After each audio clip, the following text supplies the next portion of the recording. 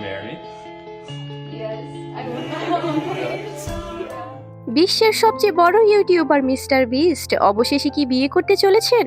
হঠাৎ করেই তিনি এমন একটি পোস্ট করেছেন যা দেখে কোটি কোটি ভক্ত অবাক। তাহলে কি সত্যিই জিমির জীবনে শুরু হতে যাচ্ছে নতুন অধ্যায়, নাকি এর পেছনে আছে অন্য কোনো চমক?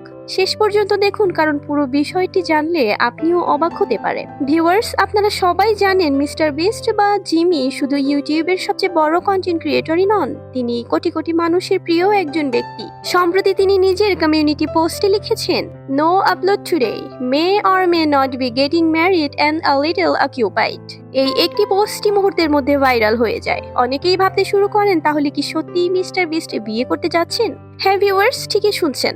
জানা যায় মিস্টার বিস্ট দীর্ঘদিন ধরে দক্ষিণ আফ্রিকার লেখক ও গেমিং কন্টেন্ট ক্রিয়েটর থিয়া বয়সেনের সঙ্গে সম্পর্কে রয়েছেন।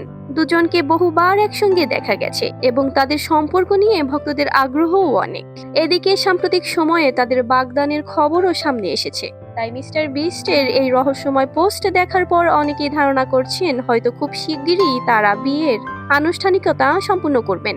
হ্যাঁ ভিউয়ার্স, ঠিকই ভাবছেন, মিস্টার বিস্ট বিয়ে করতে যাচ্ছেন। জিমি এবং বয়সিনের দীর্ঘদিনের সম্পর্ক বিয়ের মাধ্যমে এবার পূর্ণতা পেতে যাচ্ছে।